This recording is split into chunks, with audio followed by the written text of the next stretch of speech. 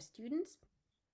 And then my own activities with different kinds of groups of people, different kinds of practitioners with different backgrounds, has generated kind of an idea how to proceed with facilitating and supporting or scaffolding people's relationship to this very complex, very rapidly evolving technological landscape of artificial intelligence, AI.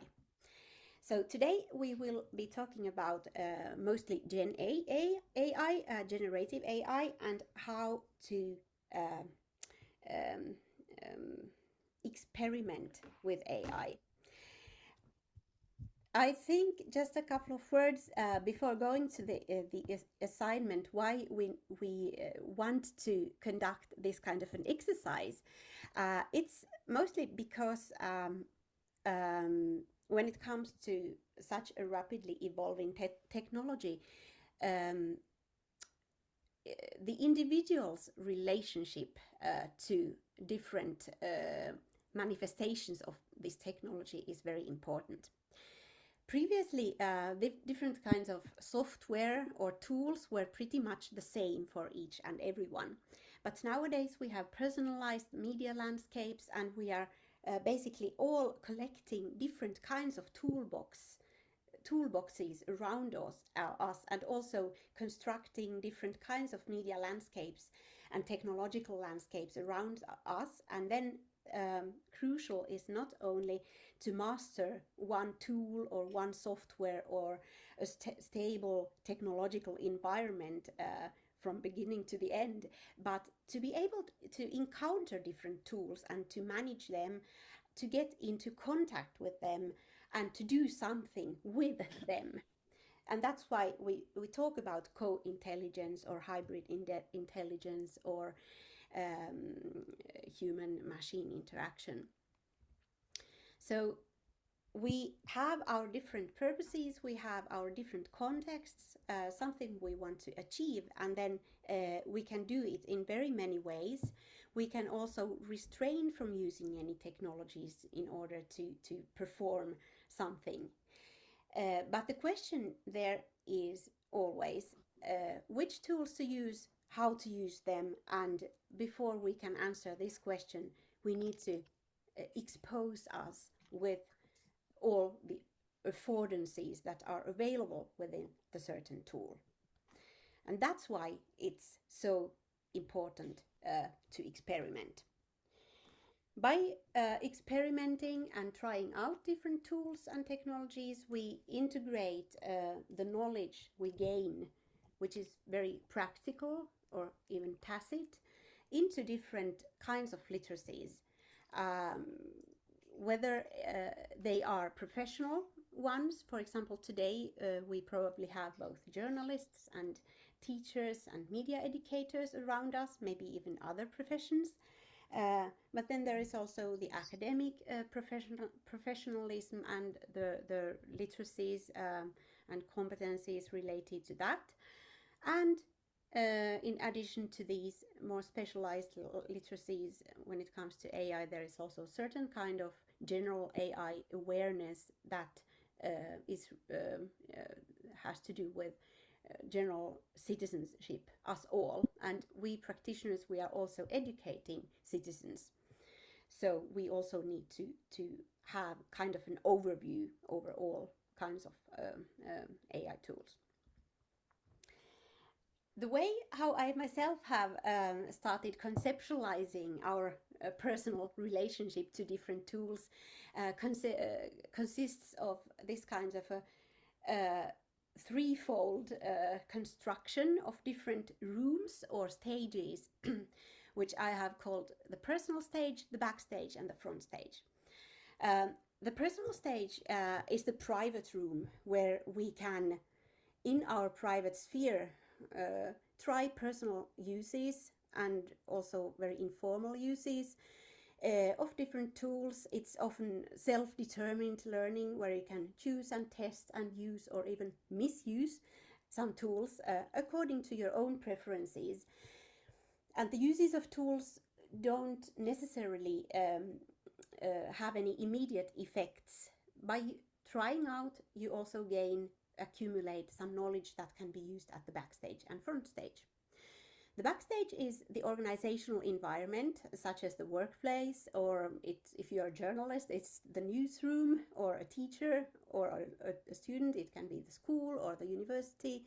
It can also likewise be a public authority office, or any other public or semi-public place where there are some organizational guidelines that define the uses. Often they dictate which tools to use and which not to use, or on which conditions. For example, they may say to you that there needs to be a license for using some kind of LLMs or so. The learning efforts are made collectively and also discussed together with the peers. And the uses are then also integrated into the production workflows or any kind of organizational activities, you could say. Then finally the third room, the front stage, is the stage where it's the public or semi-public space where the outcome of the work that has been done at the backstage and also at the personal stage is presented to an audience. And whether you are a journalist, teacher, researcher, educator, there need to be some kind of both individual and organizational transparency about the uses. For the audience to assess your outcome, it's important to know what has actually happened in the first and second stage. And you need to be then responsible for those uses and choices. In the recent UNESCO's competence framework for teachers on one hand and learners or students on the other hand, there are 3 stages, like acquiring, deepen and creating different kinds of competence areas related to AI. And my idea is a little bit simplified. I have been using the same kind of model also in terms of learning other technologies. For example, when social media was new, basically the learning was also threefold, or the learning process. It consisted of entering the stage. It can be the personal stage, but also the backstage or even the front stage. Entering the room, experimenting, trying out, gaining knowledge, getting familiar, assessing the outcome, and then exiting, like reflecting on the outcome, and then making the decision whether to continue, whether to improve the uses, whether to try again, or whether to never get into contact with these kind of technologies anymore. But anyway, the 3 stages are crucial. And that's what we will be doing today, basically. We want to divide you into small groups. We are aware of the fact that you come from different backgrounds, but I think it doesn't matter in this case. You are asked to formulate a task and a context, what you want to do. At first, we ask you to define whether you want to try out something, a tool which has to do with something with texts, some textual procedures.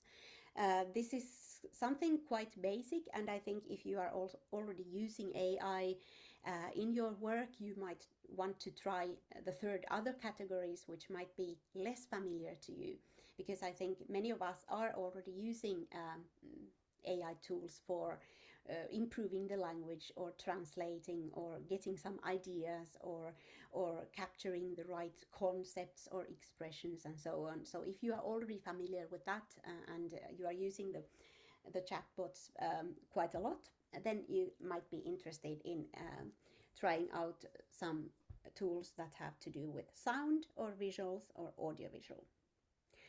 Um, I have created a digital board for you at padlet.com, and you can access it over there through the QR code, or then writing um, the address to your browser. I think some of you might rewrite it and put this address to the chat, so we can access it already also there.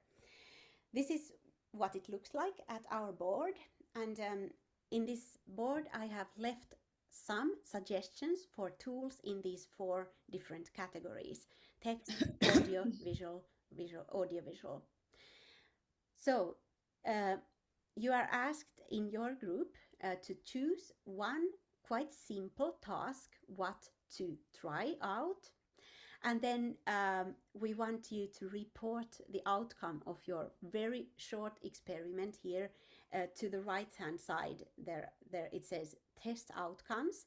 There is one specific example of what I did in one of these previous workshops, where I was educating actually parish employees who were mostly communicators working at the Swedish church, and they were also working with national minorities.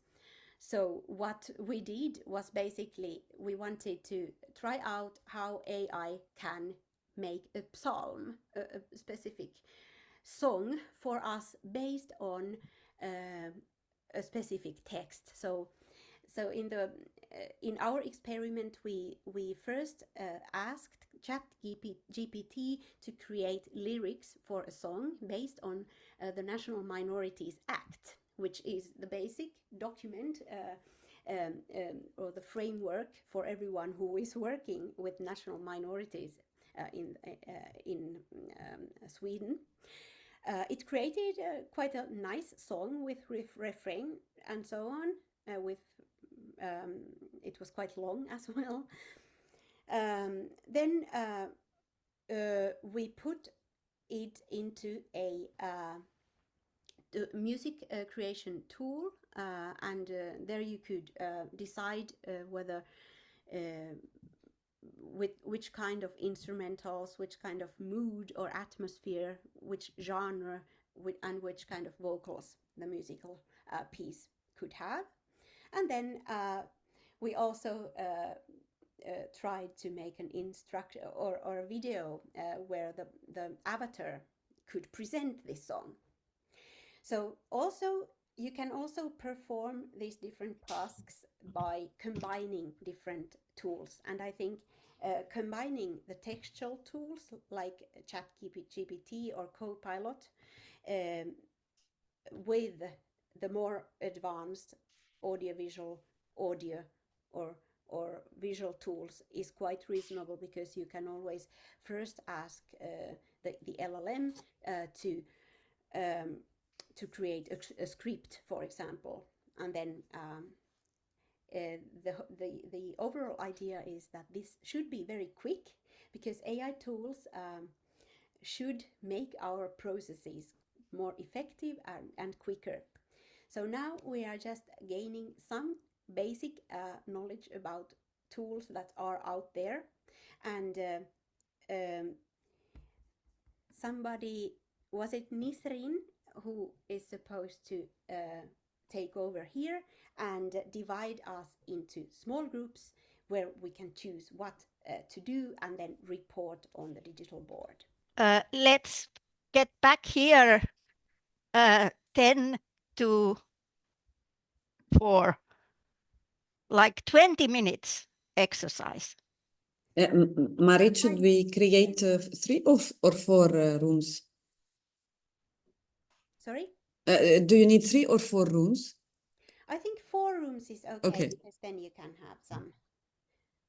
Okay, so groups.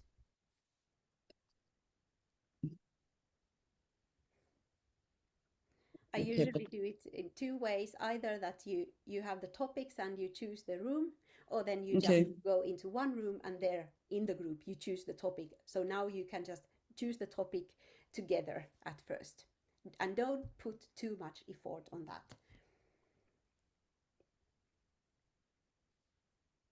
Okay, so And remember, this should be fun as well. uh,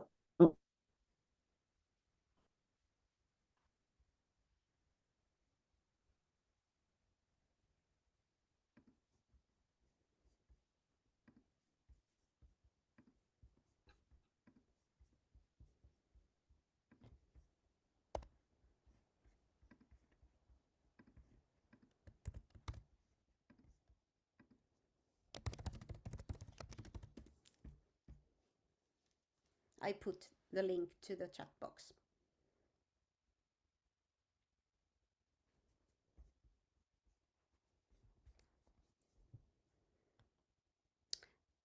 And if you have any questions, you can come back to this room.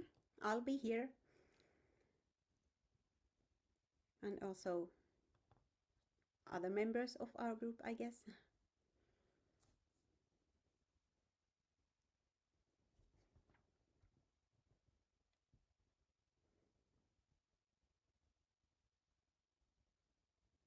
This looks good. People are disappearing from the screen. This means that they are going into the small groups. I hope.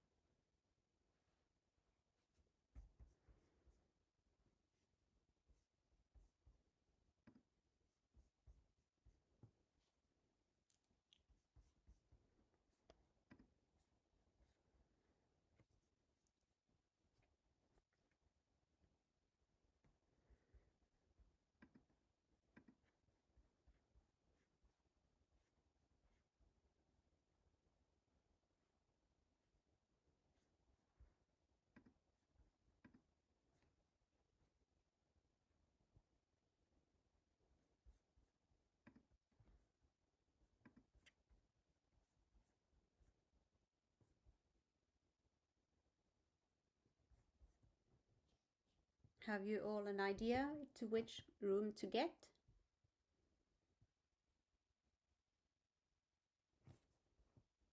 Sorry, I How to have get a problem.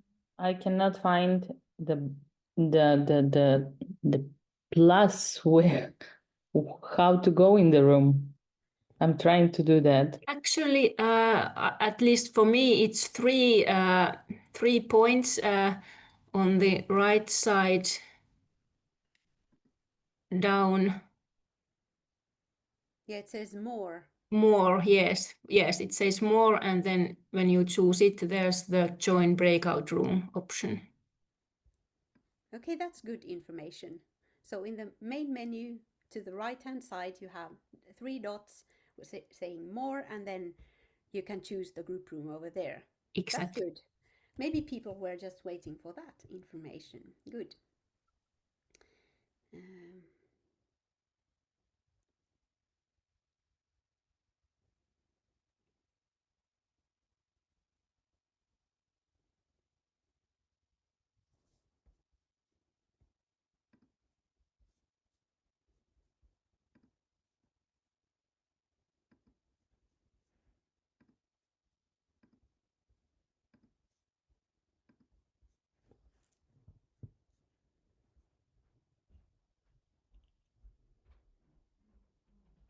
There are about 5 people in each room right now. Okay, that's good.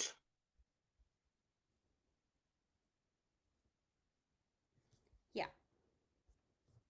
I think I will stay here. Yeah, okay. Yeah, I saw Sirkku is in room 1. Then In room 1 there are 4 people, 4 people, 3, there are 6 people right now, and then 4 people in number 4. So I guess 4 people is already quite a lot if you have very different interests, but let's hope they will find one tool to test. Yeah. And I also left the song that I was able to make in the board. Oh, it's there, yeah. I hope we will be able to look at the outcome here as well.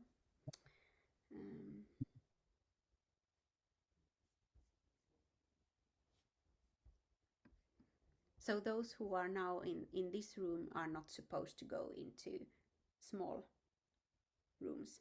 You are organizers, right? IFG and Institute of Communication Studies, Vladimir and Marina.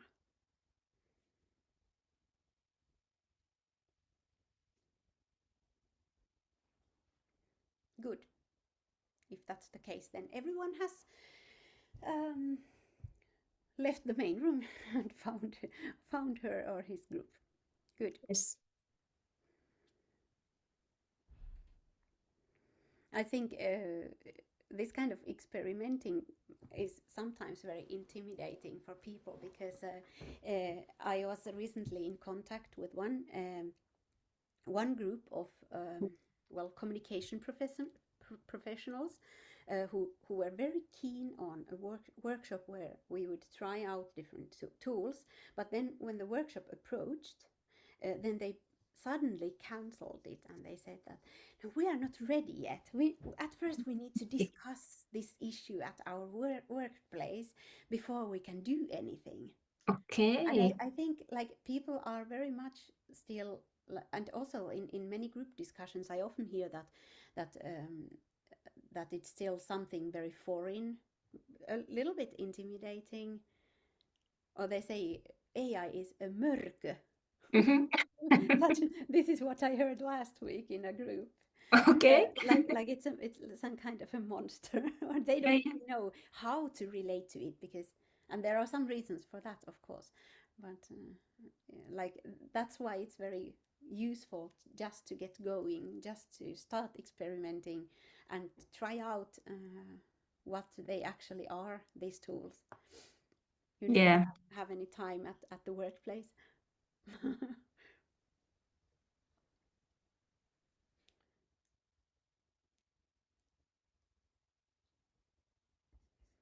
Tuulikki, don't you have any lounge music or something? No, I was just thinking that I should go and listen to that song that you have added there. Oh yeah, you can play it, or can we play it over here? Yeah, I don't know. maybe. Should you try? I can try. Should I share the website at first? Maybe. Try it. I can try. I guess there should be something.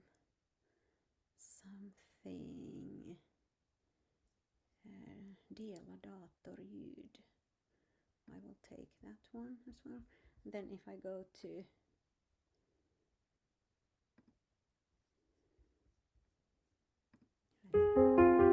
Yes.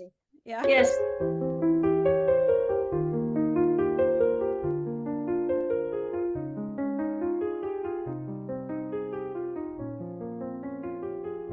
I Norrens land där fjällen står finns folk som bor i tår från norr. Sin kultur, sin röst, sin sång i tystnad gömd men stolt och lång. Ju där och med samers röst sfärige skinar Tornedalens tröst. En lag har talat klart och rent att ingen glöms, att alla känt sin rätt att leva, tala tråk, blomstra där i sväva bo.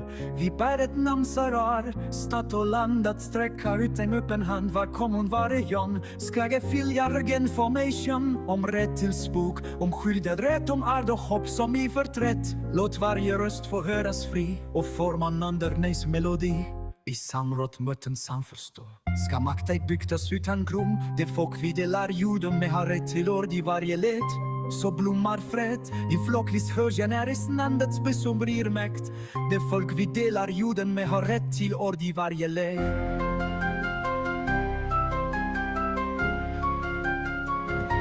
Så blommar fred i frägis försteg av mångas väg till samma väg.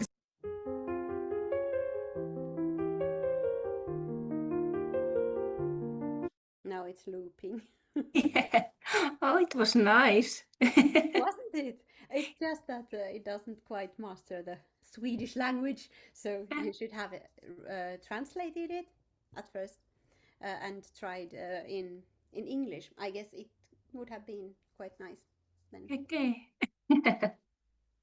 And I also like this the lyrics, which are based on an act, like a legislative document. Oh, really? Yeah, yeah. Yeah, yeah, it's like a law. Yeah. document. Yeah, it sounds good. So creative. Nice.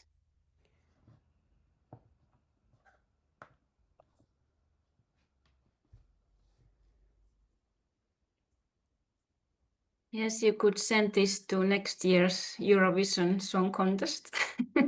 I guess there will be songs produced with AI in future. Mm. But of course, if you are like a practitioner of certain kind, of course you could, in principle, you could do some like lounge music or background music or any kind of like music you want to have somewhere, and don't and then you don't need to be afraid of paying some copyright Yeah. things, like if you really need something. So that could be perhaps one purpose. It's not that often I personally need any songs or any other like audiovisual things in my activities.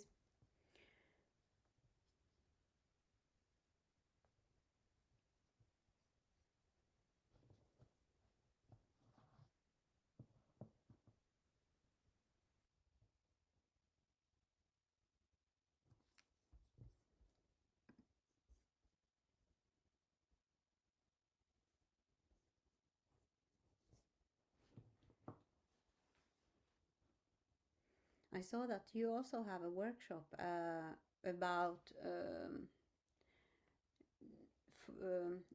illustrations or images. Images. Yes, it was Images, about yeah. images. Yeah. Yeah, it's good to try something more systematically, like if you want to compare. Yeah. And yeah, Yeah. There are so many possibilities.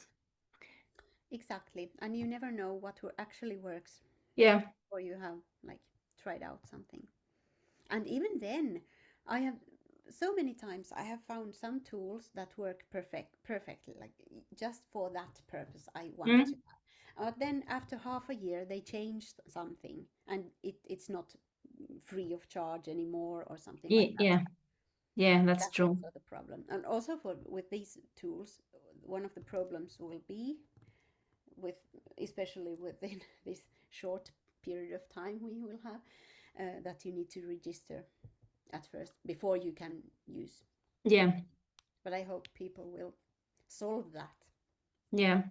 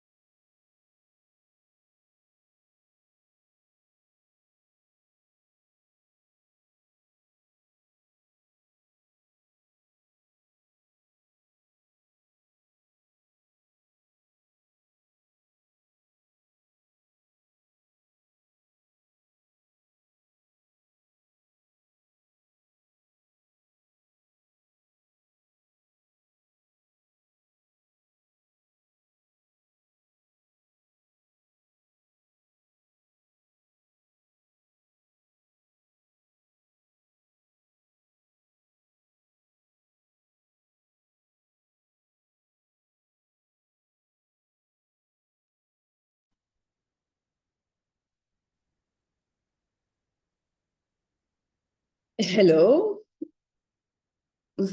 Sorry, I don't know if Hi. if people finished, but I closed the room. So Yeah. Okay. Already? it was 20 minutes. So Oh, yeah. Okay. Let's hope. let's hope they will come with something. We'll come up with something, so we are safe. Yeah. At least they maybe discussed what they could do, if anything.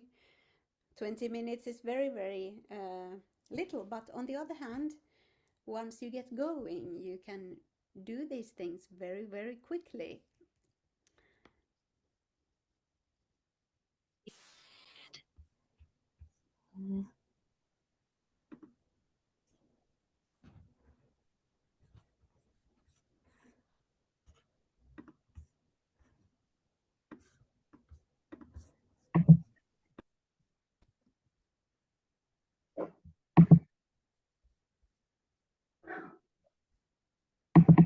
Are you all back? Yeah. I guess the time was a little bit short, and you might not have been able to do anything concrete, but I hope you could at least discuss what could be done with these different tools. The time was, yeah, I know that even if you can conduct all these processes very, very, very quickly with these tools, if you know what to do, then um, in this case, the the problem or the challenge was maybe to formulate the task, what to do. Uh, Berenice says that they had a funny experience. So could you please tell us what kind of a funny experience you had? Why was it funny? Yeah, so we were in a subgroups with Maria from Spain and Jordanka from North Macedonia. It was the very first time we met. So it was like, hello, nice to meet you. And then I can let Jordanka explain, maybe. Are you there, Jordanka? Oh, I don't, Yes, I'm here. I was I trying don't know if she's... to add some music to our. Yeah, they are still operating. They are our doing song. something. So, sorry, So you are doing can a you hear song. me? We do hear you. Yes, yes. Uh,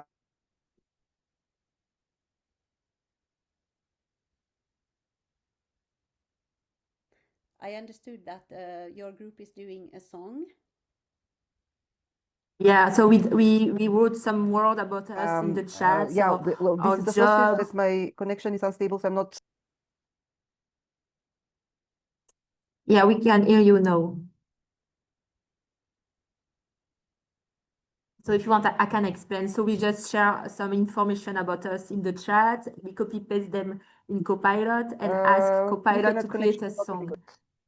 Yeah, we created a song about us, and it changed the like they decided to share the screen. It transformed a bit the ecosystem of a Zoom meeting in something very like lovely, like a first meeting in the world. So it was very funny to see how it adapted just the three sentences saying that we pop up in a Zoom subgroups in a very nice and funny song. So we were thinking also to, as you suggested, to add music on it, etc. But then we had to come back in the big room. But it was funny to meet in this context. Yeah, you could do quite a lot within such a short period of time. So congratulations for that. In case you are creating anything, or you would like to experiment with these tools on the list later, you can add the things that you used or that you experimented with to this board by clicking the plus button, which is to the right hand side in the right corner, or then just by double clicking the board. It would be quite nice to see what you could do if you had some more time. Uh, um, and it's also my experience that actually in half an hour you can get very much done, and you may also be astonished how much can be done. And that's also the basic idea of these AI tools and how they have been used so far in different contexts, that they make our processes more efficient. They make something possible that was not possible within such a short period of time before. So I hope you will continue this experience, and put your outcome, uh, share them so that we can see what could be done with all these tools. My experience, now that I have been trying to get people get going very quickly and just trying and experimenting, is that many groups are still quite suspicious of these tools available out there. At many workplaces and work communities, there are some groups of people who have got the assignment from their workplace to try, for example, text-based tools or audio-based tools, or any kinds of groups of AI tools, and then share their experiences with their workmates, so that they have the assignment to try out what works for our community and what doesn't. They are doing basically this work that you were supposed to do in a very short time. But also my experience is that in many cases, when we have a workshop, people may get a little bit intimidated by the tools, especially if you are not very fond of just encountering different tools and registering. And of course, there's also the threshold of being forced to register before you can use the tools. And in some cases, the workshops have been cancelled. And I have been thinking, in many cases, the clarification for people wanting to cancel this kind of a hands-on workshop has been that people have felt that we are not ready yet. We are not quite there. We need to discuss at first, and then we need to compare, and we need to read about these tools, and we need to be more specific about what AI is, and so on. And this is, of course, very normal and understandable. But also, I think that in many of these cases, the trying out and the experimenting would also make it easier for them to figure out what AI is about and what it can done for you, or in some specific contexts, and what it cannot master yet. So in many contexts, the answer is just get going and start experimenting. Then, just to sum up this, what I have learned about the experimenting rounds that we have had this year, there is often a gap between if you start reading about AI and you read studies and research and pedagogical materials about AI, and there is a lot of talk about what AI, how it is a disruptive technology that's going to change everything.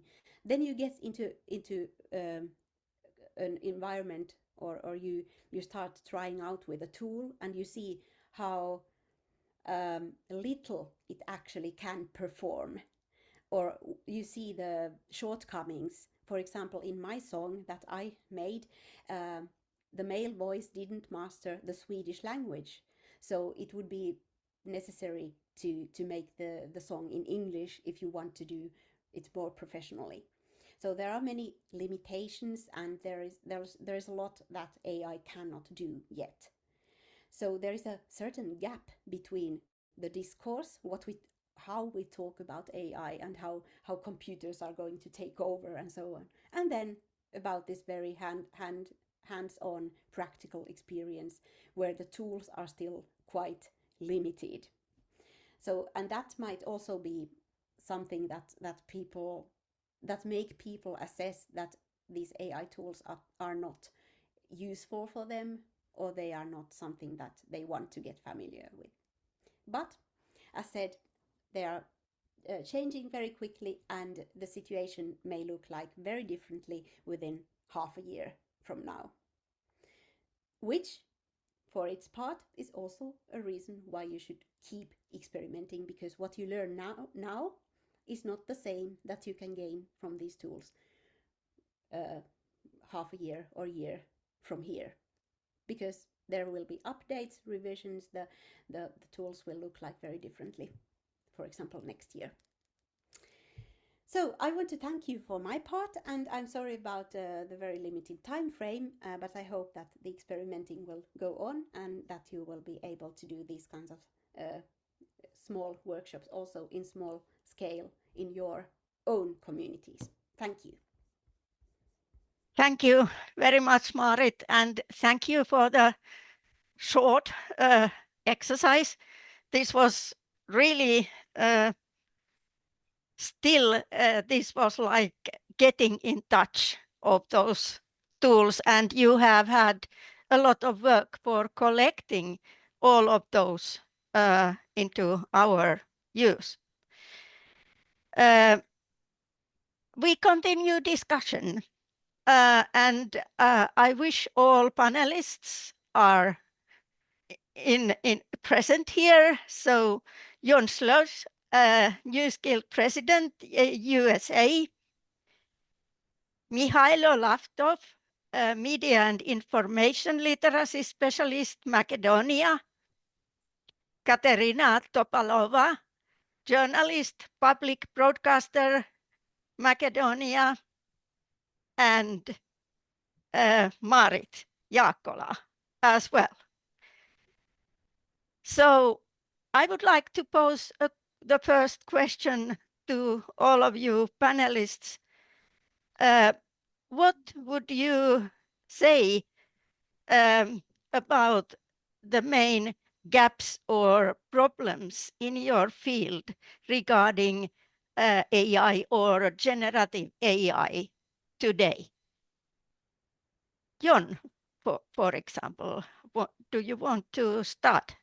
Sure. So, hey folks, I'm the president of the News Guild CWA. We're the largest union of journalists and media workers in North America. I'm based in Washington, D.C. I used to be a journalist at the Los Angeles Times with a background in computer programming, but data analysis as well, and graphics. So AI and tools like AI are a comfortable space for me from the perspective of trying to work through really large data sets or get those large data sets. And so the main gaps or problems in our field in journalism in the States is that we have this like really big disconnect between the working journalists and the bosses of media organizations. So we have a couple of examples would be Politico and Business Insider in the States are owned by a large German media company, Axel Springer. Axel Springer is really interested in using AI and adopting AI in a very fast way. However, the tools that it's adopted and it's pushing on the journalists in the newsroom are very problematic from a journalistic standpoint because they produce misinformation and disinformation. They produce incorrect and unfactual material. So one example of that is at Politico, there's a tool that if you're a subscriber, Politico is a website that covers a lot of stuff happening in Washington, D.C., in the US Congress, and in the White House. And if you're a subscriber, you can get access to an AI tool where you can ask it questions that in theory are based on the reporting, the voluminous number of stories that have been reported out by journalists. You can ask it questions to then search through those large stories. That actually is like, I think, a really great idea in principle. I think particularly that is a great idea for the journalists, because if you wanted to find trends or stories that you couldn't find easily by searching the archive or the website, that could be really helpful. However, it provides a lot of factually incorrect information. So one example is that when Politico journalists have used the tool, they've asked it questions like, is abortion access, which is a huge topic in the United States, is abortion access still protected under federal law in the United States? And the AI tool said, yes, because of the Supreme Court case, Roe versus Wade, abortion access is available for everyone protected under federal law. Now, Politico itself, 2 years ago, broke the story that the current Supreme Court had reversed that opinion. So one of the major flaws that we have is that a lot of media companies are sort of jumping on a bandwagon to push out AI products that are actively undermining the trust and the brand for which our journalists work for. And it's become a huge fight. And I'll put a link in the chat because we actually had a story about this a couple of weeks ago by Wired, where we're actually going to arbitration over violations of our collective bargaining agreement, which says that there has to be discussions about AI tools and that the AI tools can't violate Politico's own ethics policy. So that's, I think, a huge problem is there's a big disconnect between like the bosses and the management trying to just be like, here's the next big thing, let's implement it. And the journalists who are like, this isn't accurate, this is undermining our work, and this isn't helping us at all.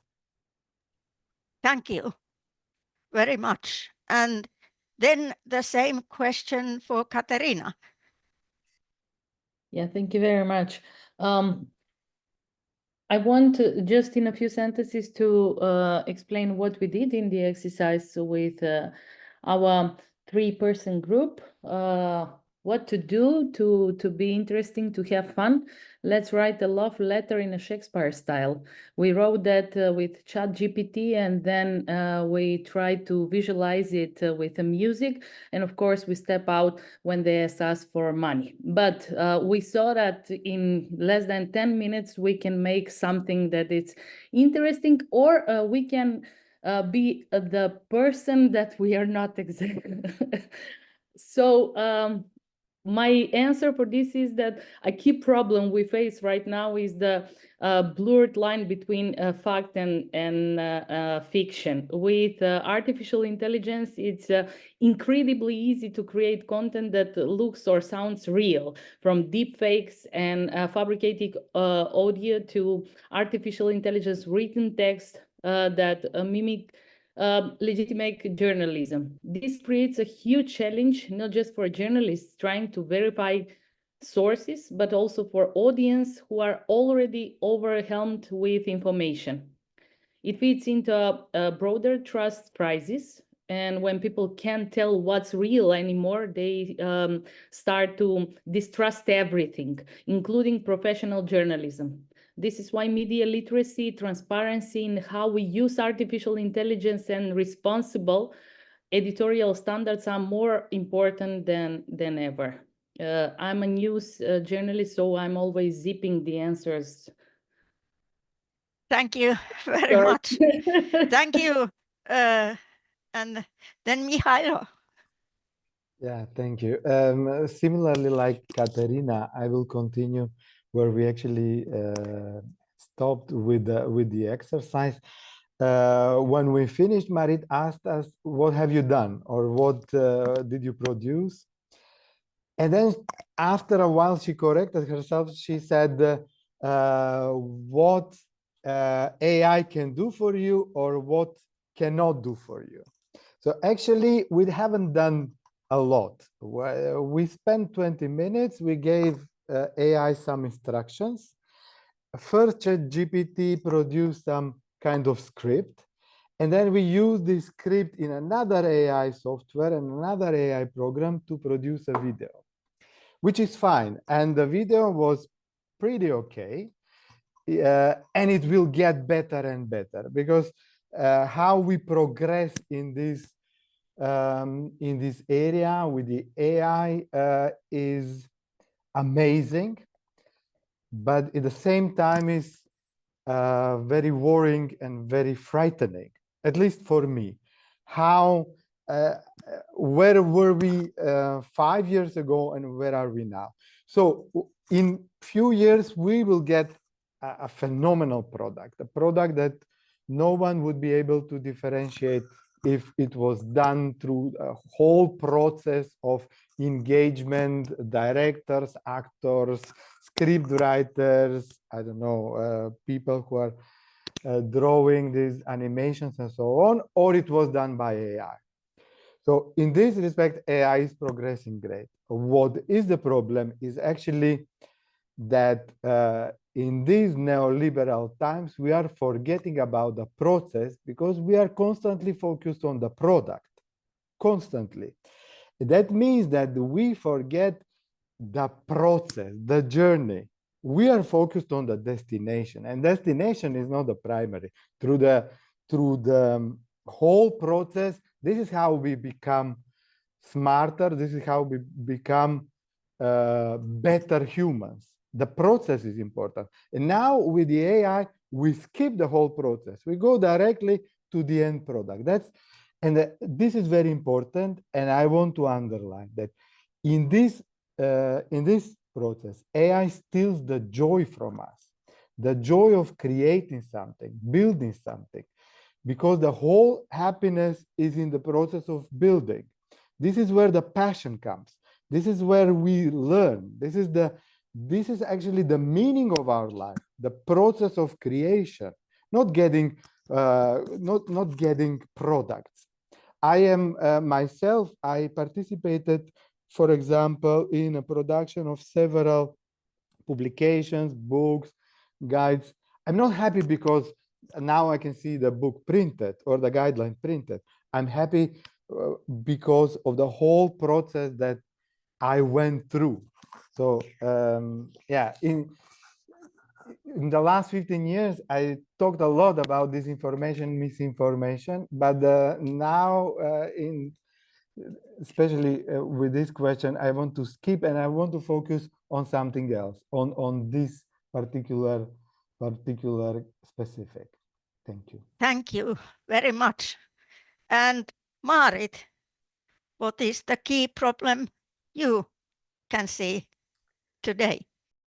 Yeah, there are many problems, and but I would like to highlight the difference between organizational decision making and then this individual decision making, which is also visible in the rooms of backstage and then personal stage that I showed in my picture.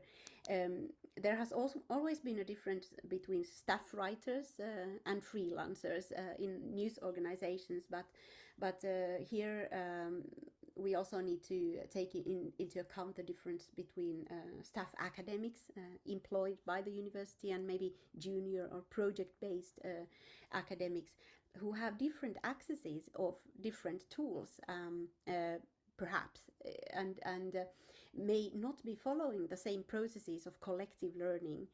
When it comes to the staff writers, many of the tools that are being used are within the newsroom. It's made on an organizational basis and also limited by the organization, while freelancers need to figure out what kind of tools could I use, and the news organizations do not have control over the freelancing processes anymore. They are not quite sure. They need to trust in the individual journalists what kind of AI has been on play or at play, and so there needs to be more organizing, more better routines and quality assessment, also discussion and oversight of the processes than there is nowadays. And also we need to avoid the situation where the difference between those who are staff employees and then those who are working outside the organizations or in the margins of the communities, that they should be ensured to have, we should ensure that they have the same access to the same tools. Thank you very much. Very good points from all of you. So The next question is about the future. How would you see the more sustainable future in your field of using the generative AI? Starting again from John. Yeah. So I think when I think about sustainability, I'm thinking about two things. Like one thing I said in our group was, wow, we're just pumping CO2, carbon dioxide into the atmosphere by using this tool this morning, right? Um, and we're eliminating a lot of like fresh water every time we use any tools like ChatGPT or Veed, right? They are actively, I think, harming our environment. And so that's difficult. I think it like needs to be in people's heads of like how much water is being wasted every time you like run a query and put in a prompt. Um, but I'm not going to be able to solve the environmental issues with even just our own industry. So in terms of journalism, I think the sustainable future is really centering the working journalists in the decision-making process. And that's what we've been fighting to do at different bargaining tables because we represent thousands of workers in about 200 or so newsrooms just in the United States. And our big push has been to try and make sure that in our collective bargaining agreements, the workers have control of the tools and are using those tools, that they won't get disciplined for using those tools, um, that they won't lose their jobs when those tools are implemented by management. They won't lose their pay when those tools are implemented by management. And finally, that there's clear labeling so that like readers know and understand that if generative AI is used, it's going to have to actually be labeled if it's like really impacting the final work product. Because most journalists do not want AI generating something that then goes online. We want to use it as a tool, for instance, help me write a web scraper to collect data on this like very complicated website, right? Then you pull that data in and then you're analyzing it yourself, right? Or help me analyze the scripts of hundreds and hundreds of videos of conversations to then find the stories inside there. But then you still have to verify the information before you publish it.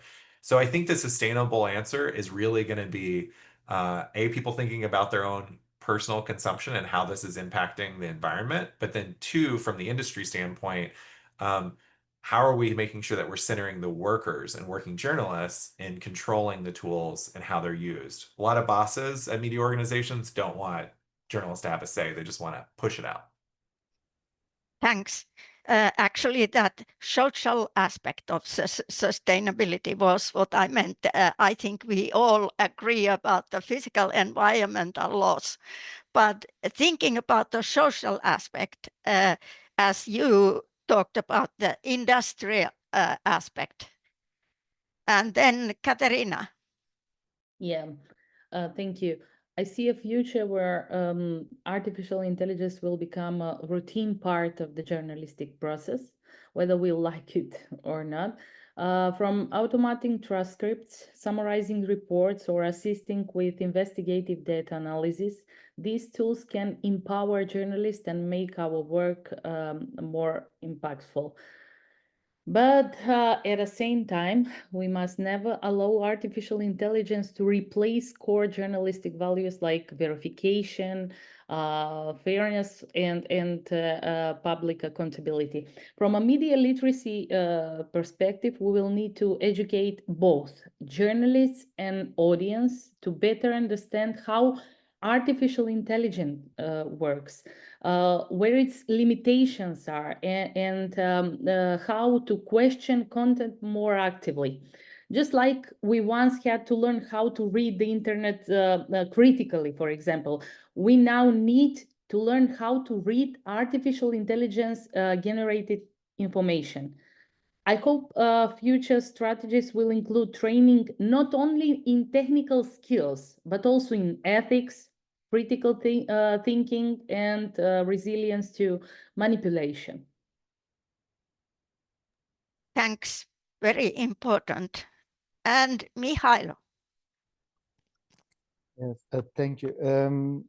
Just to put some things in a context, I see I will speak about the risks, maybe because I think it is very important to speak about AI risks, and the AI risks can be divided into different categories. The first one is what many people fear now, that AI will become smarter and better, and at a certain point will decide that will not need people, or will be in this post-human era will become the dominant species.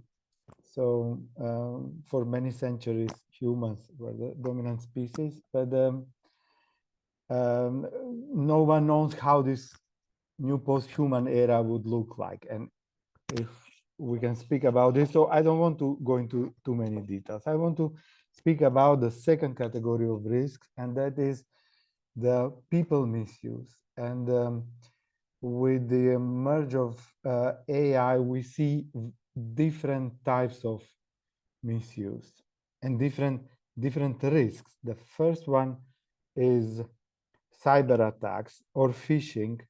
And I used to work a lot on romance frauds. Romance frauds are a special type of fraud. Katerina knows, because I used a case study from a case in Macedonia, a woman who fell in love in a criminal who for many years was acting in a way to be in an online romance relationship with her, managing to get more than 50,000 euros from her bank account. And this is one of the biggest online frauds in the world at the moment. There are billions and billions dollars each year that are extracted from people who believe that are in some kind of online romance relationship. So this is, the AI makes this so easy at the moment because of the language learning concept, because of face filters, because of voice filters, and so on. So now this is even so difficult to recognize if someone is not authentic as it shows. So this is one part. But we can also speak about one of the biggest threats, and that's government misuse.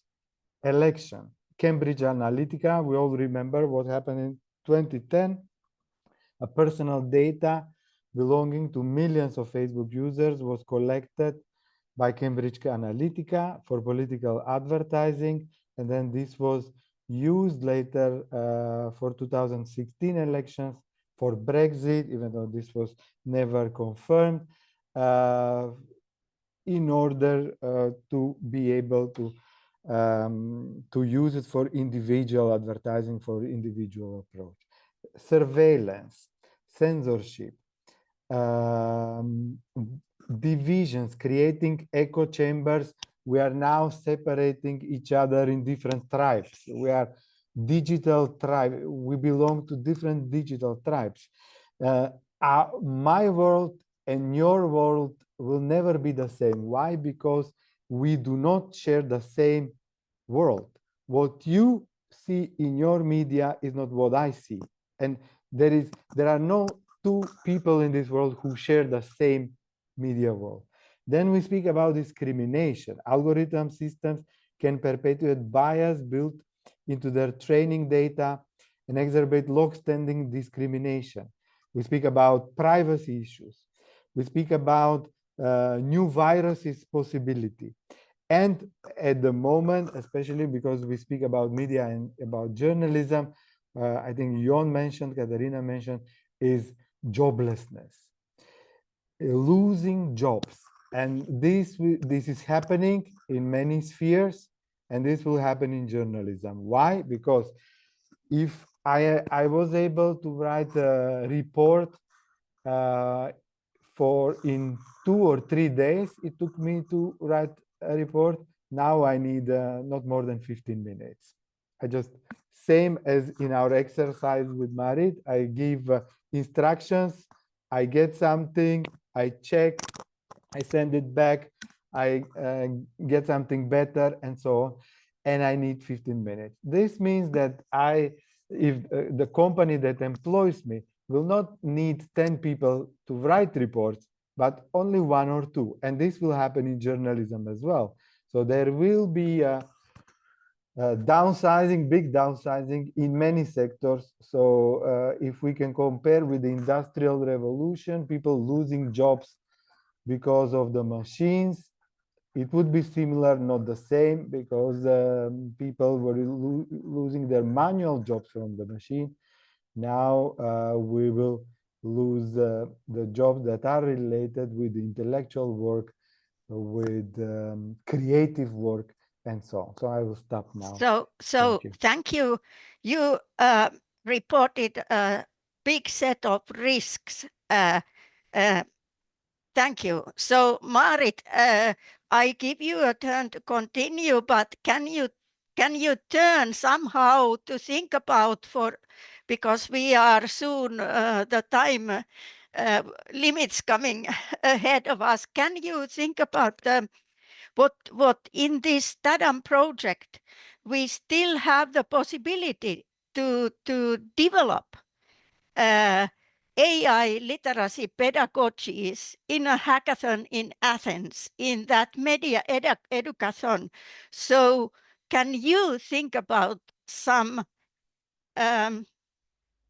greetings to the developers, which are media educators from all of Europe? So what should we focus on? Oh, that's a big question to answer spontaneously. I would just like to add to the risks and turn them into opportunities when it comes to journalism. At first, practices are always lagging behind. So maybe one opportunity also for the Media Hackathon and for those who have journalistic background would be to think of how AI, not only how AI changes journalism, but how journalism should be changed because of these new technology uses.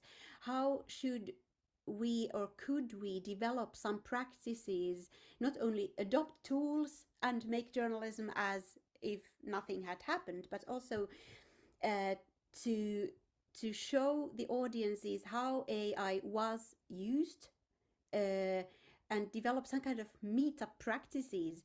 I've been thinking if labeling, which was mentioned by some of you, is really enough, or should we also open practices or be more transparent about these technology uses and tell the audiences, for example, to which parts, in which ways, with which tools AI has been used or has been present in the production processes.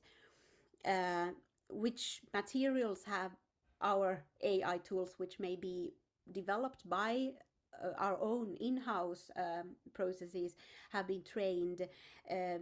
We could try to develop some working reports, ingredient lists of tools that could be integrated into storytelling quite easily. Some kinds of new ways of not only saying, oh, we have used AI.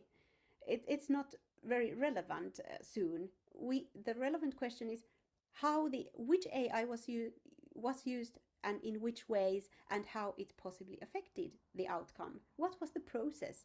Audience have no idea about those processes mainly. So at least this question. Thank you. What one idea from each to that Media Edukathon shortly. What kind of question to handle? We will work in small teams and develop some kind of pedagogies to tackle something. So what would be the key theme regarding AI we should tackle in Greece?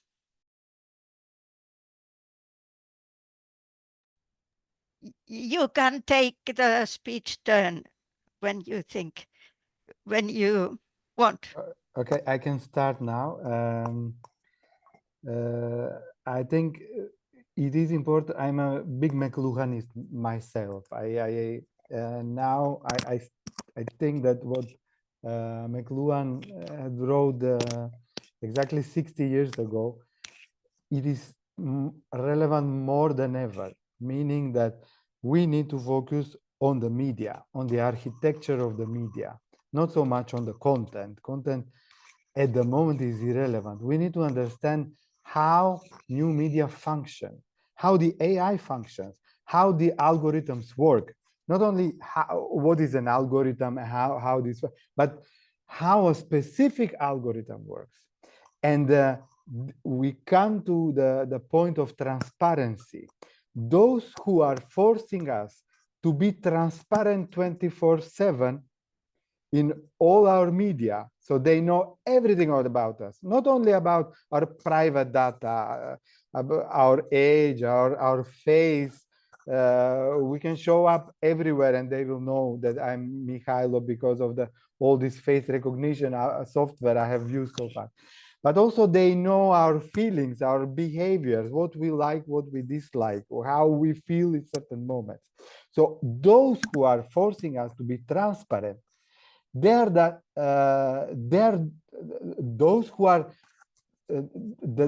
the most untransparent in this whole process. So we have no idea how the Facebook algorithm works, or how the Instagram algorithm works, or we have no idea how the ChatGPT algorithms work, and why it gives us these answers and not some other answers. What we need to do as citizens, we cannot do a lot as individuals, but we can force our governments, we can force our people who represent us, our representatives, to think about the risk and to focus on legislation, on the regulations on AI, because this field is not regulated. We don't see any kind of regulation, and capitalism must be regulated if we want to be fair and if we want to see it Okay, works. thank you. Thank you. So if I understood right, your greetings to us to Greece is to create that kind of pedagogies to focus on that. Okay, thanks. Yes, thank you. And the next one, please. Any idea? I can go briefly. I think that you need to center journalistic ethics and like how AI is used in terms of the ethical like constructs that exist in the journalism industry. Like the point about how the algorithms work, most companies can't tell you. Like they don't actually know how you go from prompt to output. They can't tell you, which is a violation of our ethical duty as journalists. And just another quick example, Law 360, another newsroom we have, has a tool that they're pushing on journalists that is a bias rating. How biased is the article that you just wrote?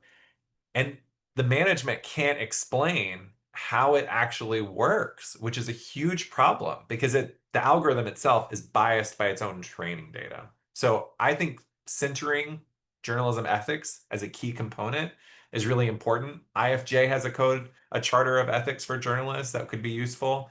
In the United States, we have the Society of Professional Journalists that has a code of ethics.